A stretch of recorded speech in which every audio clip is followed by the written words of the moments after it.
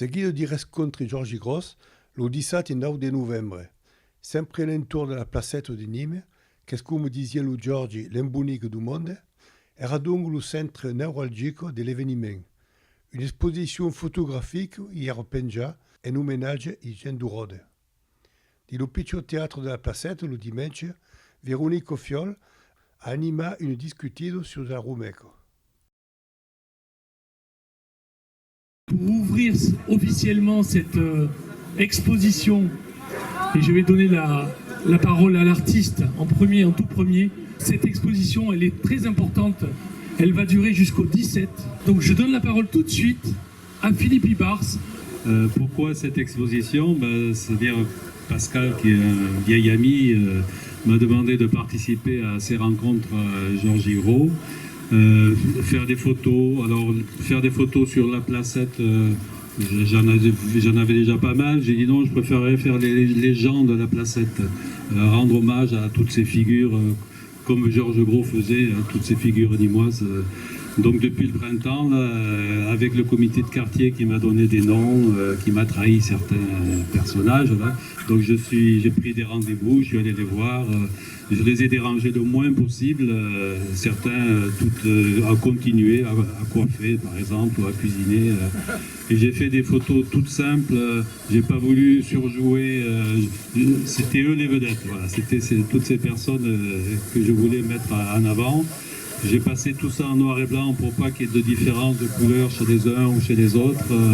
Et j'ai tenu à ce qu'il y ait le nom chaque fois avec la profession. Donc vous avez des coiffeurs, des coiffeuses, un quincaillier, l'infirmière bien sûr. Alors tout ce côté-là, ce sont des personnes qui sont dans ce secteur.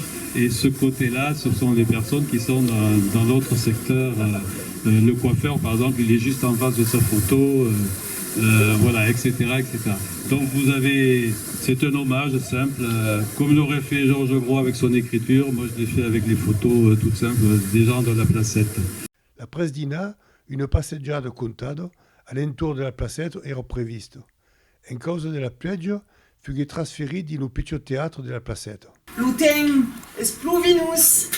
Et il y a le nombril d'au monde est un pas au moule ici, hein? Il est un peu humide le nombril du monde aujourd'hui.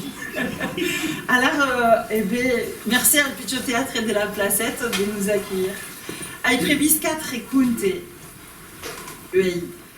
un per cada canton, et vous dirai, hein, les 4 cantons qu'ai causit, que j'ai choisis, sont un peu le symbole de la vida vidante, le camin des vides, un itinéraire en quelque sorte, itinéraire d'une drôle de gandoule, l'imaire de la fond. C'est partie des contes de la femme de Nîmes, où on voit qu'il aime aussi travailler sur l'histoire de sa ville. Cette histoire-là, elle remonte à des temps bien, bien lointains. Il y avait un pauvre peuple qui avait face à tombada aqui juste à costa de l'Aïgue. Après avoir barulé à droite, à gauche, de ci, de là, entre les plaines, les marais, les rivages, ils avaient trouvé refuge là, sur une colline à l'abri du vent, sous un bosque d'eus et clinages.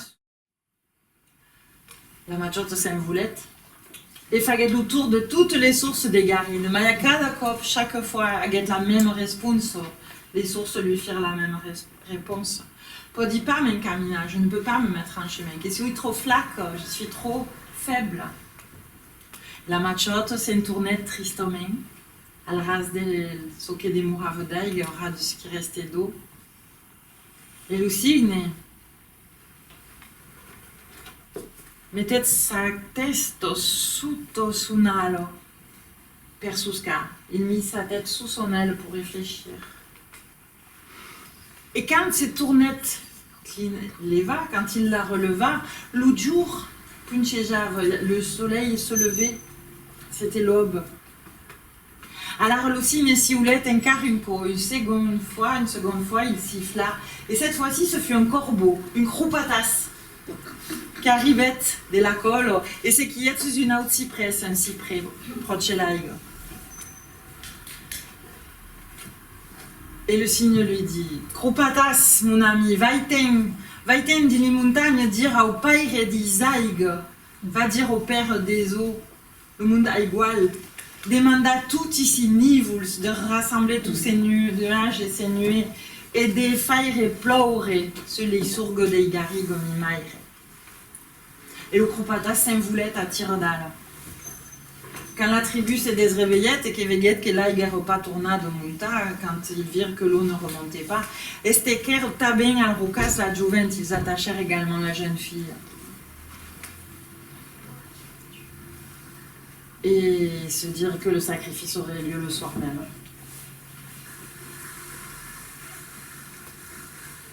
Les deux jeunes gens étaient terrorisés, mais eux-mêmes étaient incrucifiés. Ils s'étaient résignés, se disant que leur mort au moins sauverait peut-être leur tribu. Et tous deux étaient là, tête inclinée, la tête inclinade, quand tout d'un coup, le joven, le jeune homme, il vit deux estelles nègres, deux étoiles noires, d'inlassable. À leurs pieds, il y avait comme une étoile noire, puis une seconde. Il pensa que sa compagne pleurait, alors il la regarda pour la consoler. Mais il était veguette. À qui sur le front de la fille, une autre estelle qui luisait. Il y avait une autre étoile qui brillait sur le front de la fillette. Ce n'était donc pas des larmes. C'était des gouttes de pluie, des gouttes de pluie. Et le niveau le seront acquis et faisait des pluies de chavannes sur les montagnes, toute la Cévenne recouvre d'aigue et les maires et les sourgues serrés campa vont arriver ou acquis. Les sources, les mers se rassemblèrent là, quand il avait plu sur les collines et sur les montagnes au-dessus. Et l'aigue tournait de monta. Et quand la tribu apprit que c'était grâce à la chanson de la jeune fille et grâce au cygne, decidigueron de donar per nous à naquel fond, la fonte des gueules. Ils l'appelèrent la fontaine des gueules. Dans la vieille langue, cela se dit la fonte des nems. Après ces cants et poèmes, per compléter l'ouvespre, et représenta la résulte d'un travail de cartographie du conte de Georgi Gross par les esculans de la calendretto Aymat Serra. Cartographie des contes de Georgi Gross. Avec l'édit, tout aquel conte, s'il y a des mousses, s'il y a des notre ingrédients, et après, c'est que nous, avec l'édit, avec merci Jam, toutes ces personnes qui nous ont presté nos livres, nous, c'est toutes l'offre scène libre qui nous a bayat très exemplaires des questions libres. Avec utilisé les rues de Nîmes, des matières, et des dictionnaires en occitan, une dictionnaire en ligne et des cartes de Nîmes. Aquí est le premier travail qu'on a fait. Est une représentation de la ville. On devient par l'école, sa maison, les arènes et tout à coup. Et à quoi est d'autres exemplaires et d'autres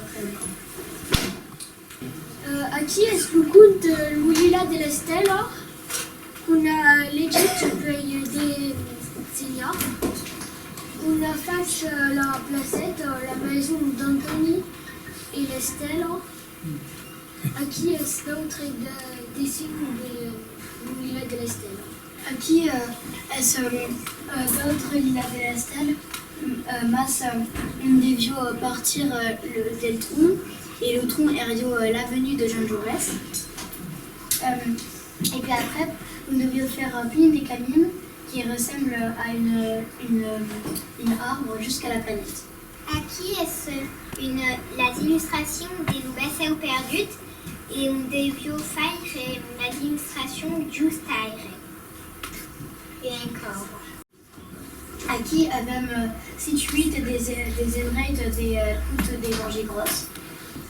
Aquí avem dit avec Pascal, le Foscari. Et avec des routes le Seigneur du Castel del Foscaro. Reparar sus un plan de la ville, c'est reparar l'Uzendreit et del Conte et de Georgi Gross et tout. Sortir la ville, ver de Lyon et photografia, ver Anna ville, Anna Zenreit numar din la Conte, prendre des photos per notre cartographie. Regarder des cartes per cas de Conte legit. Et donc on a fait des cartographies par cas de Conte legit. Fargar une carte générale, ou fargario une carte avec tout ce lieu del Conte et de Georgi Gros. Et c'est pour passer leur mec, ce qui est c'est clair au possible des failles. Est-ce qu'il y a une qui peut me dire de quelle école la Roumeco? Je ne la connaissais pas. Judy? Ah pardon, Gabin. La Roumeco est une masque que ça fonde le tous. Oh. Et l'has visto de già? Bresairulo. Magranetto. Leu vengudo, dus vengudo, à la puncha d'une aigagne, un souriou, frère nascu, dar vengu, il la grime d'un nivo, ma rosella, sus la rive, din la prada, à la garlande des primes, ma rondolette enavrada, mon steletta de sao, ma cagaraulette d'or. Ma mioche, masca, mon matin, mon espelida de perles, vaqui, che centre du briso, di carrière sourios. E per acabare la giornata della placetta, ero desvelà lo libro Nouvelle Omen Edita, tira des manuscrits inédits de Georgi Gross, Les Camines de Michel Lardy. Pour essayer de faire une édition critique des œuvres de Georges Gros, mais c'est pas un travail de 15 jours, donc ça prend du temps. Et puis on a tous convenu d'éditer par petits bouts. On a édité ce projet, enfin, ce première version du livre, qui est un recueil tiré des œuvres inédites. Donc, il veut raconter la vie de son personnage préféré, Michel Lardy, qui n'est pas un personnage autobiographique, le fruit de son imagination uniquement. Et c'est pour ça qu'on a choisi de prendre ce personnage. Et il y a un recueil ou un projet de recueil dans les inédits qui est déjà tout fait, hein, avec une table des matières. On s'est calé là-dessus pour qu'on parle de son personnage, un de ses personnages préférés, parce que dans son œuvre éditée, curieusement, ce personnage préféré, on ne le trouve pas.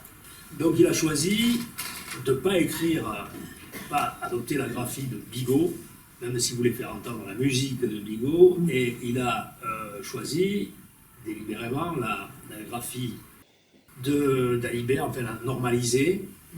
Tu peux nous parler de ce Michelou? Parle-nous un peu de ce Michelou là. Qu'est-ce qu'il a de particulier? Ça commence, c'est un petit gamin, il y a 4 ans, ils sont à la maternelle, là. Je crois qu'il est du côté de... Il y a une école maternelle du côté de l'Oratoire. Et puis après, il grandit. Et alors, ce qui est curieux, c'est qu'il nous parle de ce gamin qui grandit, qui va devenir un adolescent, d'un conte à l'autre. C'est pas des contes isolés qui se suffisent à eux-mêmes. Là, il y a un suivi, c'est une geste. Donc on peut les lire isolément parce qu'ils ont une valeur par eux-mêmes, mais on peut les lire aussi en perspective, puisqu'ils racontent la vie de Michel Lardy. Et donc au début, c'est un petit gamin, ça devient un adolescent, et puis brutalement, ça s'arrête à sa 15e année. C'est l'avant-dernier conte. Et le dernier conte, c'est un vieillard, c'est un vieux monsieur. Donc, sur 8 contes, il y en a 7 qui parlent de la vie de Michel Lardy, de son enfance à son adolescence, 15 ans à peu près. Puis une sorte d'ellipse narrative de 50 ans, et on le retrouve à la placette alors que c'est un vieux monsieur. Voilà. Et ça c'est assez curieux parce que j'ai cherché, moi, dans l'œuvre, dans les photocopies qu'on avait faites, s'il n'y avait pas des contes qui racontent le mariage de Michel Hardy, le premier CDI, Michel Hardy à la retraite, ou son premier enfant, rien. Alors qu'il avait écrit, qu'il continuait à écrire. Et je crois qu'il veut nous dire que c'est pas ça qui est intéressant. Il n'en parle pas. Il nous laisse le choix, il nous laisse imaginer la vie d'adulte de Michel Hardy, et il nous reprend après pour nous raconter la fin. Et quand on lit le dernier conte, je crois que, en lisant le dernier conte, je me dis que je ne me suis pas trompé. Donc si on lit les contes en perspective, si on ne les lit pas l'un après l'autre, individuellement, dans le désordre, on peut le faire. Ils ont une valeur intrinsèque, chacun, isolément. Mais si on les met en perspective, c'est une autre dimension, hein, c'est une troisième dimension, et c'est là qu'on a la profondeur de la pensée, c'est une réflexion sur le sens de l'existence.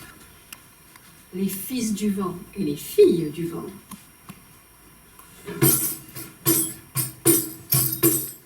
Como dos serão cansados, como tres grandes pusieros, no vendelis a la izar, y no fonderá la sierra. Como dos serão cansados, como tres grandes pusieros, no vendelis a la izar, y no fonderá la sierra. Dorida,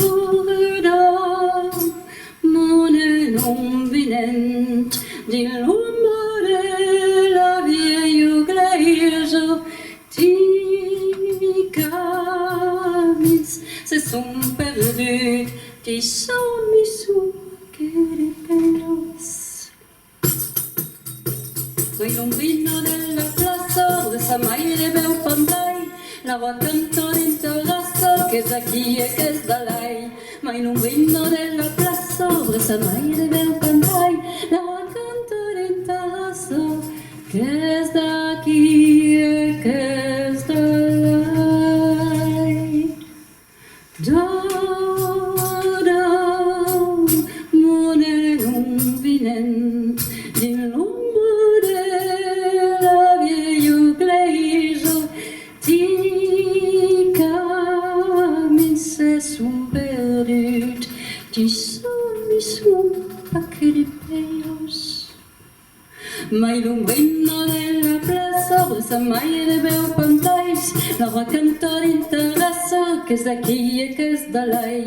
Mai l'ombrino della plaza, de sa maille de bel pantais, la voix canto d'interesse, che da chi e che da lei.